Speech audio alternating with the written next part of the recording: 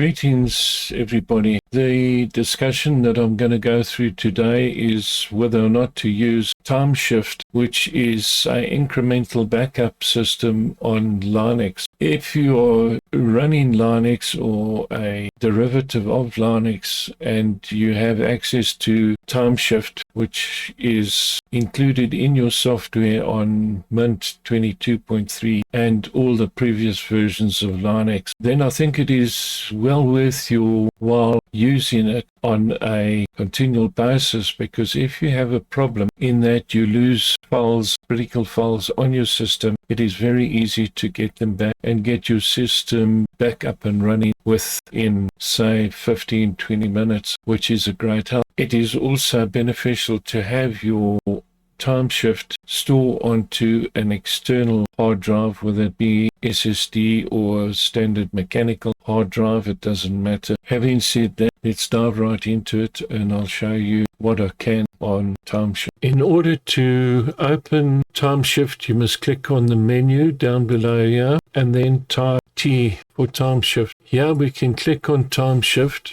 and just put in your password and authenticate that. Here we've opened up on the Timeshift screen. As you'll see above, create, restore, delete, browse, settings, wizard. To begin with, you must first go into settings, and over here you'll see that we've got RSYNC. RSYNC is the norm for Linux distributions, and it makes it a lot easier to do the snapshot using this. RSYNC works on any file system like ext4 and creates a full copy of the files, which is better for long-term backups on external drives or internal drives. BTRFS is best for quick rollbacks of system files. It does not support saving to different file systems like ext4. And that's the reason why I have selected RSYNC. Under settings, you must also choose the location where you want the files to be stored. Here you can see the setup on my machine. It is advisable to use an external hard drive or a spare hard drive in your machine that you're only using predominantly for backups. Here I've chosen an expansion disk Seagate. Here it is here. It's a 4 terabyte drive and there are 2 terabytes free. Devices displayed above have Linux file systems. Here we can see the Linux file systems. There they are there. Devices with Windows file systems are not supported.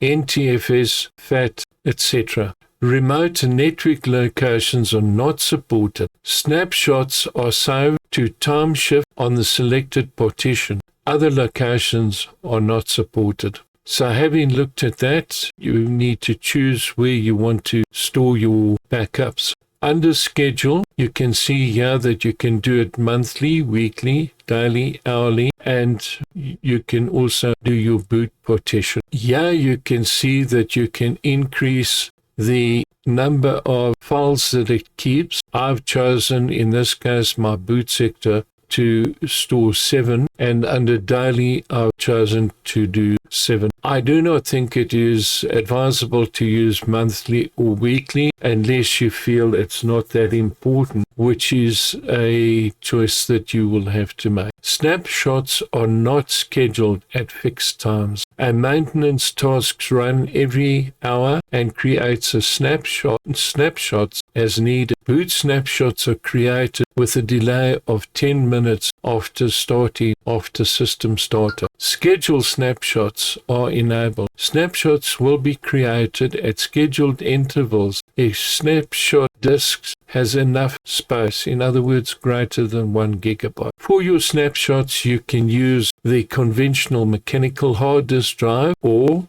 a solid-state drive. Both are excellent. The solid-state drive is a quicker drive to back up on, but there's nothing wrong with using a mechanical hard disk drive. Having said that, we go to users. Here you can see that the important files These are critical files for the running of your system. I have selected over there. If you choose this one here, it will not back up your home directory. There's my home directory there. In this position over here, the directory home/Roy, which is the user directory, will not be backed up. If I put this over here, it will record all the files that are in this directory. Be aware though that should you have a problem and you need to go back, say, 3 days, all the programs, etc., that you have put in from your last backup will no longer appear. So that's something you must consider. If we go to filters,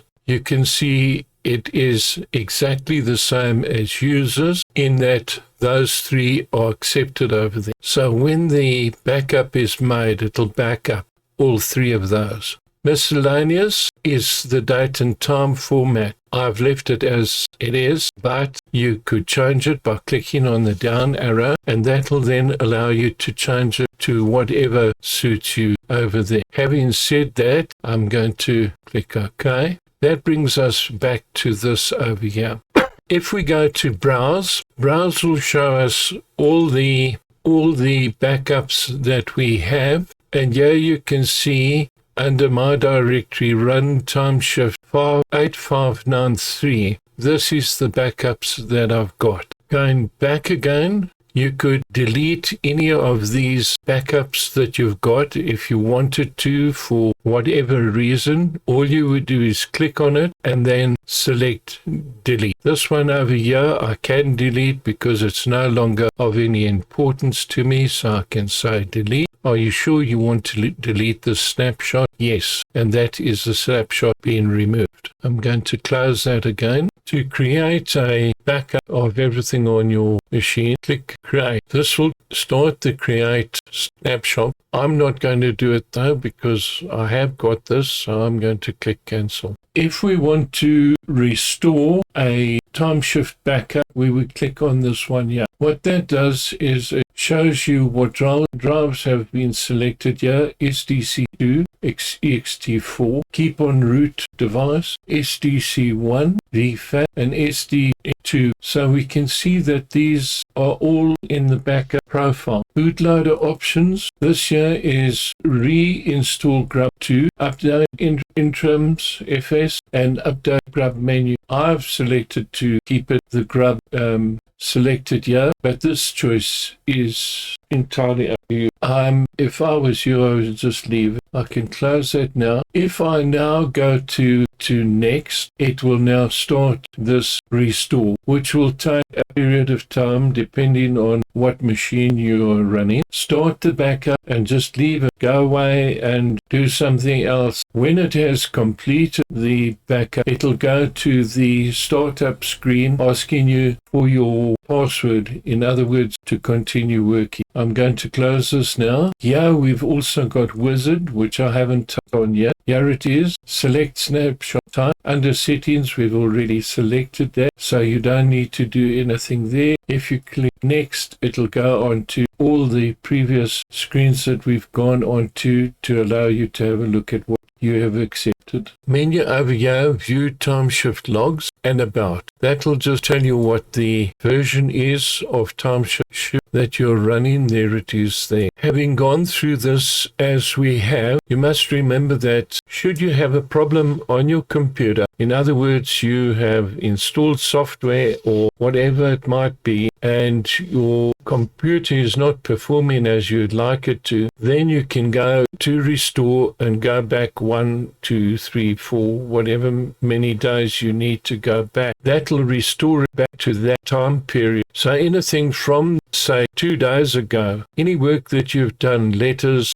photos, whatever, it will have lost those. So that's something you've got to take cognizance of. It's not a train smash because most of the time it's quite easily regained. Having said that, if you have lost your hard disk drive, in other words, your hard drive has crashed, but you can format it, then you are lucky in that you can go and start your machine with, you can restart your machine with a USB drive that has got a copy of the operating system that you're using. This will then allow you to reinstall the operating system that you've got and then go back to your backup drive and click on restore. This will then restore your machine back to what you had. If you have a hard drive that has completely failed and is no longer recoverable, you would then need to purchase a new hard drive, install it, and then do the same as what you would have under the previous condition. You would have to reinstall the operating system, and once having done that, you would then click on restore and it would bring it back to what it was. I have got a video on using a program called Rescuezilla, which is also a very good way of making an image backup of your drive, and I do think it's worth your while to, on occasions, in other words, every say 3 months, make a complete image of your hard drive. It just saves you a lot of hours of frustration.